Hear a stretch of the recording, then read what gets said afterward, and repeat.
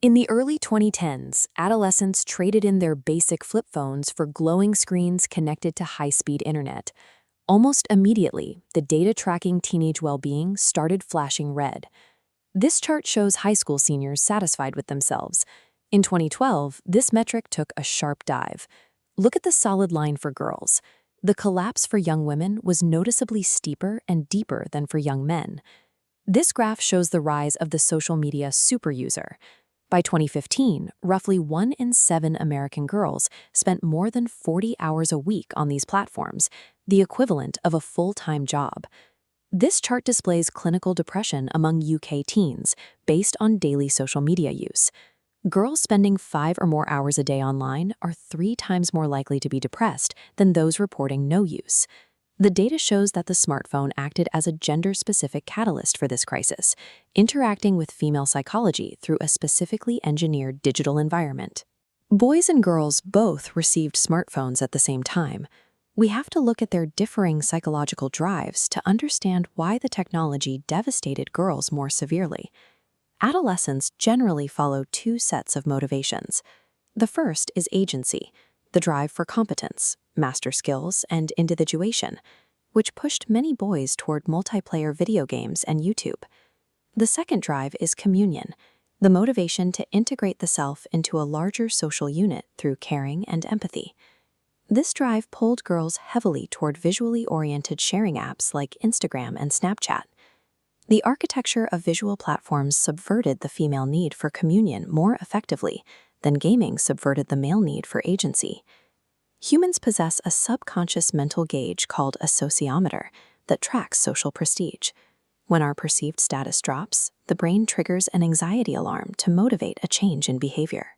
Olivia Rodrigo highlights the damage of this process in her song Jealousy, Jealousy, describing how constant comparison with perfect bodies and impossible digital beauty standards triggers an endless sense of inadequacy.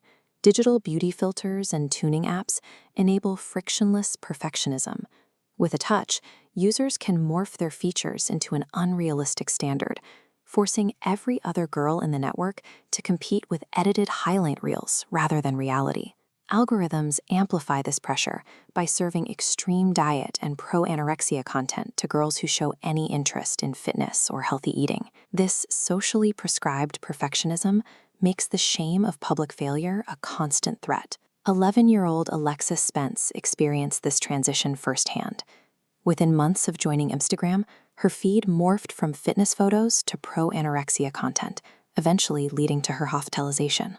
She drew this picture of herself surrounded by the words worthless, die, and ugly. Social media transformed standard adolescent development into a perpetual state of algorithmic perfectionism, trapping girls in a cycle of constant comparison. While male aggression is often physical, female aggression is typically relational. It targets a rival's status through gossip, reputation destruction, and coordinated social exclusion. Physical boundaries used to contain this behavior. Previously, the end of the school day provided girls with a safe haven at home, away from the immediate reach of their peers.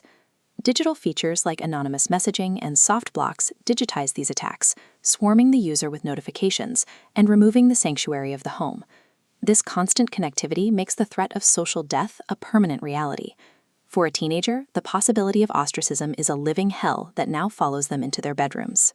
Social media digitized the fear of ostracism, taking the most psychologically painful part of female puberty and giving it global reach and permanent visibility.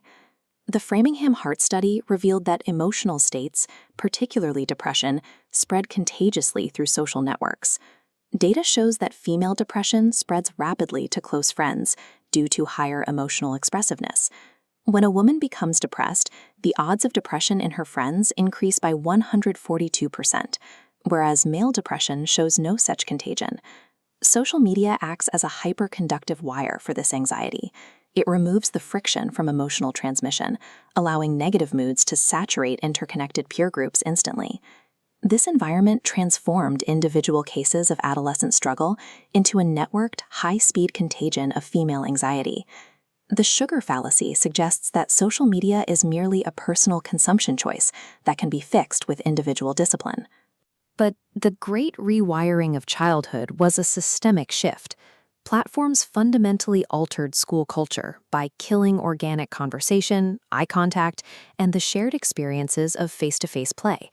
This creates a tragic catch-22. Girls who abstain from social media still suffer from social deprivation because their entire peer group has migrated into digital spaces, leaving the real world empty.